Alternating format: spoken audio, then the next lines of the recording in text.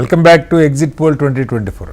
శ్రీధర్ గారు, ఏపీకి సంబంధించి ప్రాంతాల వారికి అంటే మనం ముందు నుంచి కూడా అనుకుంటున్నది ఈ అమరావతి రాజధాని విషయం ఒకటి బాగా ఉన్న రాజధాని లేకపోవటం, అలాగే 3 రాజధానులు అన్నది ఏది కూడా పూర్తి కాకపోవటం, ఇది middle class and even lower middle క్లాస్లో కూడా కొంత నష్టం చేస్తుంది వైసీపీగా నమ్మారు. దానికి తోడుగా ఈ ఏమంటారు రూల్ ఆఫ్ లా, చట్టబద్ధ పాలన లోపించింది, ఒక కక్ష సాధింపు ధోరణిలోనే ప్రభుత్వం వ్యవహరించింది అన్నది చాలామంది వెండెట్టా పాలిటిక్స్ అన్న రీతిలో వెళ్తూ ఉందని. ప్రాంతాల వారిగా 3 ప్రాంతాలను బట్టి మీరు రాయలసీమ, ఉత్తరాంధ్ర, కోస్తా ఏం చెప్తారు? ఇక్కడ కటారి గారు, వాస్తవంగా మీరు చెప్పినట్టు చట్టబద్ధ పాలన లోపించడం ఒకటైతే, 3 రాజధానుల సబ్జెక్ట్, ఇవి 2 కూడా కీలకమైన అంశాలే. 3వది కక్ష సాధింపు చర్యలు.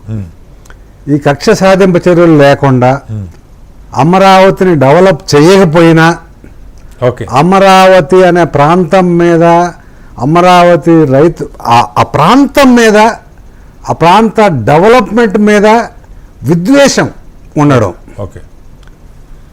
ఆయన చెప్పినట్టు కూడా ఏం ప్రూవ్ చేయలేకపోయారు 5 ఏళ్లలో. ఒకటేంటంటే 3 రాజధానులు అనకుండా ఆ ప్రాంతం మీద కక్ష కట్టకుండా, ప్లస్ నాయకుల మీద కావచ్చు, తెలుగుదేశం పార్టీ నాయకుల పట్ల ఆయన కక్ష సాధింపు ధోరణి లేకుండా, వాస్తవంగా ఆ బటన్ నొక్కే కార్యక్రమంలో అతను ఉండుంటే, వాస్తవంగా కూడా people, most of the people like what I said, middle class, Vizianagaram, Rayalaseema, Nellore, ప్రకాశంలో నాన్ డెల్టా ప్లేసెస్ ప్రాంతాలు, కొంతవరకు గుంటూరులో కూడా నాన్ డెల్టా ప్రాంతాలు, ఓవరాల్గా మెట్ట ప్రాంతం ఏదైతే ఉందో, వాటర్ సోర్సెస్ లేనటువంటి ప్రాంతాలు, ఎక్కడైతే ఆర్థిక అభివృద్ధి తక్కువగా ఉంటుందో ఆ ప్రాంతాలన్నీ కూడా ఈ నిత్య వెల్ఫేర్ స్కీమ్స్ మీద ఆధారపడి ఉండేటువంటి జీవితాలు ఉన్నటువంటి నెట్టుకొచ్చేటువంటి నేపథ్యంలో ఆ ప్రాంతాలన్నీ కూడా ఏకపక్షంగా అధికార పార్టీకే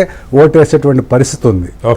కేవలం కక్ష సాధింపు చర్యలు, 2 చట్టబద్ధ పాలన లేకపోవడం, 3 ప్రాంతాల మీద, ఒకటి ప్రాంతీయ విభేదాలు, 2 కుల విభేదాలు, ఈ విభేదాల నేపథ్యంలో మాత్రమే అధికార పార్టీ ఇబ్బంది పడింది తప్పితే పీపుల్ కూడా వండర్స్ని ఎక్స్పెక్ట్ చేయట్లేదండి.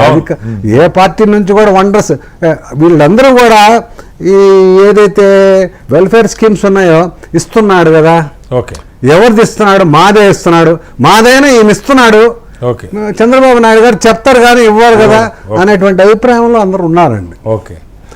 కాబట్టి ఓవరాల్గా ఈ ప్రాంతాల వారీగా మనం విశ్లేషిస్తే, విజయనగరం,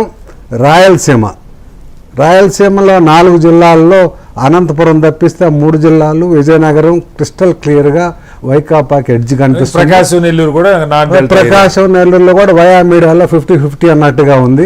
బికాజ్ ప్రకాశం నెల్లూరులో డెల్టా ప్రాంతం 50% ఉంది, నాన్ డెల్టా ప్రాంతం 50% ఉంది. కాబట్టి ఓవరాల్గా ఏంటంటే మనకు అర్థమవుతుండేది ఏంటంటే, ఇక్కడ middle class, upper middle class, youth ఎవరైతే జీవనోపాధి కోసంగా ఎక్కడైతే అభివృద్ధి కార్యక్రమాలు జరుగుతాయో, బిల్డింగ్లు కావచ్చు, డ్రైన్లు కావచ్చు, రోడ్లు కావచ్చు, ప్రాజెక్టులు కావచ్చు, ఫ్యాక్టరీలు కావచ్చు, వచ్చేటువంటి ప్రాంతాలు, అర్బన్ ప్రాంతాల్లో అర్బన్ లేబర్ కూడా అపోజిషన్ పార్టీకి సపోర్ట్ చేసినటువంటి పరిస్థితి కనిపిస్తుంది. వేరే రూరల్ ఏరియాలో లేబర్ కావచ్చు, ఎస్సీ ఎస్టీలు కావచ్చు, అండ్ రోజువారీ కూలి వేతనాలకు పోయేవాళ్ళు కావచ్చు, ఓవరాల్గా ఉమెన్ కావచ్చు, కొన్ని ప్రాంతాల్లో రైతులు అంటే కులాల వారీగా విభజన చెందిన నేపథ్యంలో, ఎస్సీ ఎస్టీ మైనారిటీలు కుల విభజన నేపథ్యంలో, ప్లస్ రోజువారీ కూలి